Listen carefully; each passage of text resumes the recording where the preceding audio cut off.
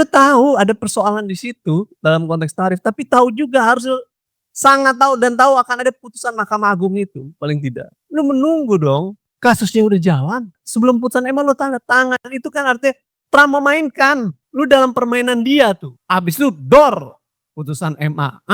Tapi anehnya samanya adalah di BOP Anda bangga, wah ini akan menuju perdamaian buat Palestina, dari mana? Nggak ada di kerangka BOP itu tuh perdamaian. Wah yang satunya lagi perjanjian perdagangan juga bangga, wah kita hebat, bagus, ini prestasi kan pemerintah. Nggak baca tuh di berita CNBC, Amerika menang telak dalam konteks perjanjian dengan dagang Indonesia. Mereka nih ngomong, terus kita di sini bangga, wah kita hebat bos, di BOP hebat, perjanjian damai, di sini kita hebat.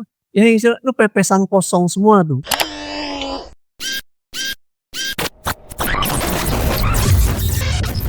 Pertama bahwa Indonesia lemah dalam posisi relasi politik luar negerinya.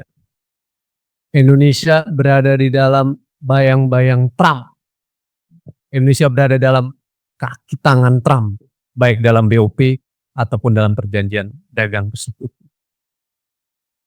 Dalam wilayah itu, tadi sudah disebutkan oleh teman-teman dari Walhi, sebenarnya yang menjadi antek asing itu siapa?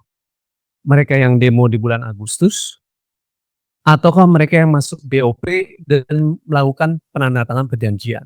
Itu pertanyaan besar. Jadi hati-hati kalau lidah berbicara antek-antek asing itu, hati-hati, nanti kena ke dirinya sendiri itu dalam kasus BOP dan dalam kasus perjanjian dagang. Kenapa demikian? Karena jelas yang kedua, dalam kasus perjanjian dagang tadi disebutkan bagaimana realitas kedaulatan ekonomi Indonesia direnggut, ya kan? Indonesia dalam posisi yang lemah dalam perjanjian itu dan justru banyak yang merugikan. Yang ketiga adalah Indonesia masuk dalam langgam permainannya Trump. Kalau kita lihat, tadi Mas Batar sudah bilang, dalam Davos Indonesia tiba-tiba disodorkan tentang perjanjian BOP dan edannya adalah lu kok main tanda tangan aja gitu. Padahal tadi kata Mas Ferry, soal Palestina itu soal paling strategis dalam politik luar negeri Indonesia.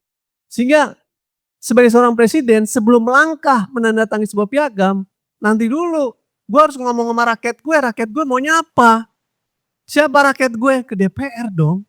Ini soal bangsa Palestina yang tahun 55 kita udah komitmen tentang kemerdekaan Palestina dan melihat Palestina sebagai bentuk penjajahan.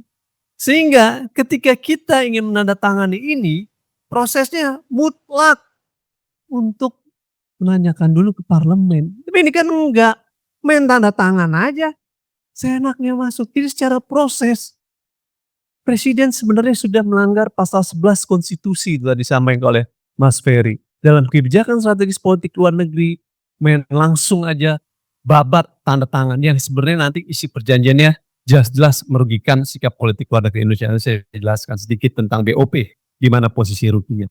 Tapi itu secara proses kesalahan. Pada saat bersamaan juga, dalam kasus perjanjian perdagangan, itu memalukan. Memang perwakilan Indonesia, nih semua menteri, pemerintah plus presiden sendiri selama setahun ini nggak baca. Kalau di Amerika tuh ribut gugatan ke Mahkamah Agung soal tarif. Itu kan jadi perdebatan juga dalam ruang publik. Nah kalau Anda baca, ya Anda nunggu dulu dong. Apa yang dilakukan oleh Trump, Anda memainkan permainan politik of the game tuh. Sebelum putusan MA dilakukan, lu tanda tangan. Kan lu nggak rasional, nggak waras. Lu tahu ada persoalan di situ dalam konteks tarif, tapi tahu juga harus sangat tahu dan tahu akan ada putusan Mahkamah Agung itu, paling tidak. Lu menunggu dong, kasusnya udah jalan. Sehari sebelum penandatangan sebelum putusan MA lu tanda tangan, itu kan artinya Trump memainkan. Lu dalam permainan dia tuh. Habis itu dor putusan MA. Tadi disebutkan udah jauh-jauh sana biaya sendiri, nurun ke 19%, putusan MA 10%. Nggak usah capek-capek bos. Iya. Jadi menurut saya Dan problemnya yang keempat adalah kesamaannya sama-sama tidak cukup, apa ya, nanti kalau terlalu kasar repot juga nih kosakatanya, apa ya, nyari soal menurut saya, apa ya, nggak punya rasionalitas yang kuat gitu. Di BOP main tanda tangan aja, di apa namanya, perjanjian dagang sebelum itu lu main tanda tangan juga, padahal ada putusan MK. Jadi menurut saya ini nggak rasional dari pemerintah, malu gitu loh, malu. Tapi anehnya samanya adalah di BOP Anda bangga, wah ini akan menuju perdamaian buat Palestina, dari mana? Nggak ada di kerangka BOP itu tuh perdamaian. Wah yang satunya lagi perjanjian perdagangan juga bangga, woi kita hebat, bagus, ini prestasi ya kan pemerintah. Nggak baca tuh di berita CNBC, Amerika menang telak dalam konteks perjanjian dengan dagang Indonesia. Menang deal. Mereka nih ngomong, terus kita di sini bangga, wah kita hebat bos. Di BOP hebat, perjanjian damai, di sini kita hebat. Ini ngobrolnya di mana? Di awan apa di bumi ini? Ya kan juru bicara pemerintah ya. Kalau ngomong di awan ya boleh, ini ngomong di, ya istilah lu pepesan kosong semua tuh. Dalam konteks BOP yang perjanjian dagang bahwa lu berhasil. Jadi aduh, kalau dibilang ini kacau nih government. Kenapa? Prinsip pertama adalah lu nggak melibatkan rakyat dalam menentukan kebijakan-kebijakan strategis tuh. Dalam konteks perjanjian dagang kan juga punya dampak ke banyak sektor di lingkungan dan lain. Dalam konsep itu punya dampak dalam tujuan Palestina. Nah, itu poin saya yang berikutnya tuh. Jadi saya mau bilang pure ini rezim pemerintahan benar-benar menjadi kaki tangan Trump dan dalam mainan langgam politik permainan Trump. Jadi kalau besok nggak bangun juga masih permain ini, berarti memang pertanyaannya adalah apakah negara Indonesia menjadi negara bagian Amerika Serikat ke-51? Pertanyaannya itu. Kalau nggak sadar juga. Karena ikut terus dalam Palestina, ikut langgam Trump. Dan berdangan ikut dan tunduk. Jika nggak ada kedaulatan. Sekarang saya masuk spesifik yang BOP. Teman-teman, saya ingin meluruskan karena ada pengiriman tentara ke Gaza. Pengiriman tentara ke Gaza itu basisnya dari mana? Dasarnya. Basisnya dari BOP. Pertanyaannya apakah BOP merupakan mandat PBB? Tidak. Jadi resolusi 2803 itu ya tidak dijadikan rujukan oleh Trump dan BOP yang dibentuk oleh Trump. Kenapa? Pertama, di dalam BOP tidak ada di dalam dasar menimbangnya bahwa BOP ini dibentuk berdasarkan resolusi 2803, nggak ada. Yang ada justru sebaliknya, karena kegagalan lembaga-lembaga multinasional, maka dibentuklah BOP. Ya nyindirnya sebenarnya PBB. Jadi nggak ada, di dasar menimbangnya nggak ada. Yang kedua, tidak ada di dalam BOP itu kalimat tentang Palestina dan kemerdekaan Palestina. Nggak ada. Di resolusi 2803 itu spesifik tentang Palestina dan ada kemungkinan di dalam pasal 19 tentang self-determination negara Palestina. Di BOP nggak ada. Yang ketiga, di dalam BOP tidak ada kewajiban untuk melaporkan semua hal kepada Dewan Keamanan PBB. Di dalam BOP semua hal dilaporkan kepada Trump.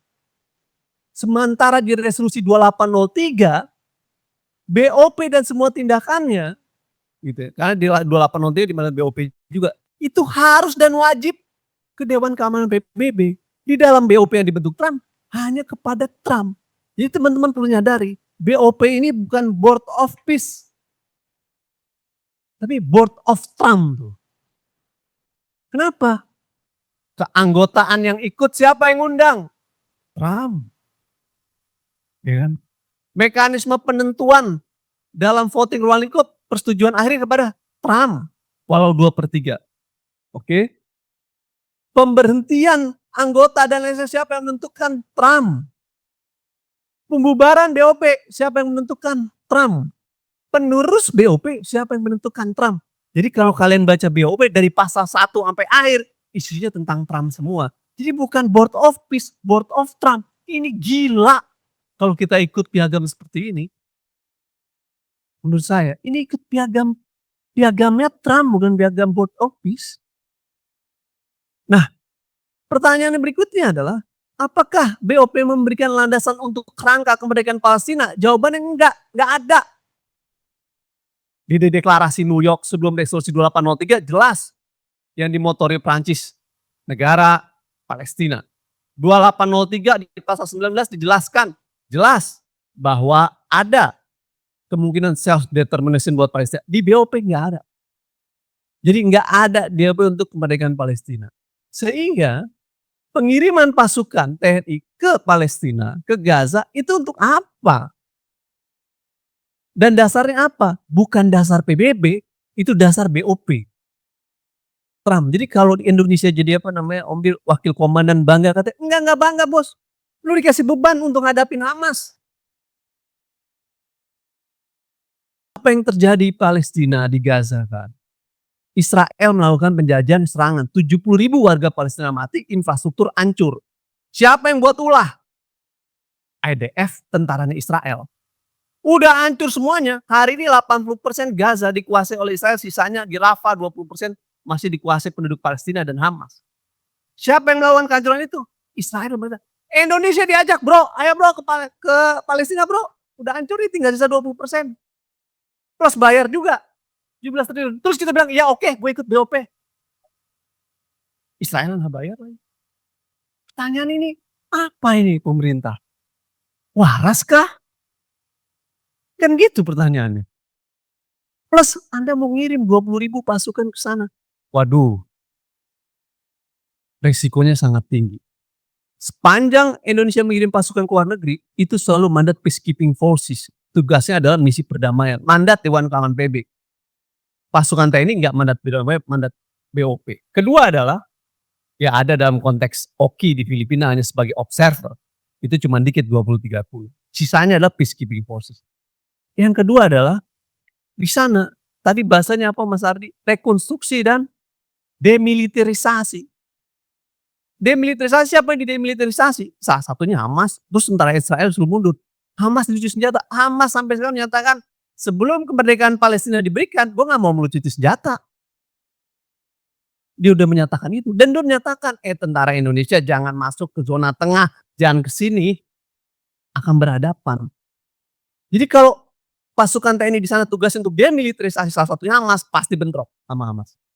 Dan ini baru pertama kali kita ikut dalam misi combat mission nih, bukan peacekeeping forces, combat mission sejarah Indonesia dan menghadapi Hamas. Sementara Indonesia sejak 55 menyatakan kemerdekaan Palestina. Waduh, ini jungkir balik itu yang saya katakan. Kacau sekali kalau MPR dan DPR nggak memanggil presiden soal ini. Karena ini keluar jauh dari komitmen Indonesia mendukung kemerdekaan Palestina. Keluar jauh.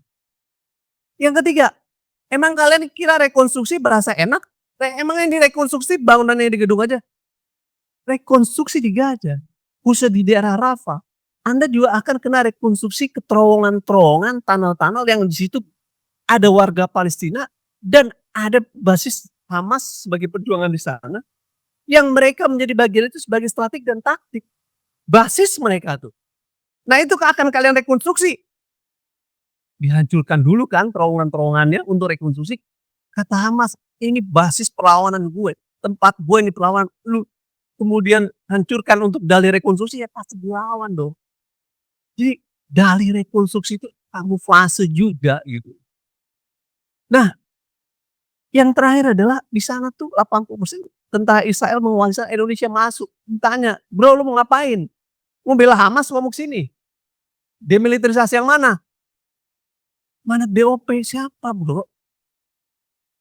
Jadi aduh please, ini rule of engagement yang gak jelas. Jadi kalau tentara di bawah saya kasihan nanti bisa mati konyol. Lalu kemudian gak ada aturan main, risikonya tinggi. Tapi poin kesimpulan saya terakhir adalah kalau itu terjadi, maka saya bilang ini bentuk imperialisme baru di Palestina yang dilakukan oleh Trump dan Israel, dan Indonesia join dalam imperialisme itu. Pada sisi lain, Indonesia mengalami imperialisme ekonomi oleh Amerika dalam konteks kontrak dagang. Saya nggak paham. Ini benar-benar keluar jalur sekali kebijakan pemerintah yang tentu mengacaukan dan menyedihkan. Maksudnya menyedihkan. Bicara kemerdekaan Palestina, soal bicara padahal enggak. Pendudukan yang terjadi, pendudukan dan Indonesia ikut bagian di sananya. Jadi kalau DPR nggak bersuara untuk memanggil 2 hal isu ini, kalau yang perjanjian dagang kan tentu harusnya bisa manggil, "Lu akan buat Kepres atau akan buat dalam undang-undang?" Kan kira-kira itu. Kalau dalam buat undang-undang, kira-kira tuh bisa punya kewenangan dibatalkan. Dalam piagam, perjanjian internasional juga harusnya ke DPR dia bisa nolak. Tapi kalau DPR diam, ya nggak ada jalan lain. Kalianlah, kitalah yang harus turun ke jalan mengingatkan kekacauan pemerintah dalam 2 isu strategis ini. Dan menurut saya, yang satu menjadi dampak ekonomi kita, yang satu membuat kita jauh dari kemerdekaan Palestina. Yang terjadi kita masuk dalam ayunan imperialisme tuh. Ini bahaya sekali.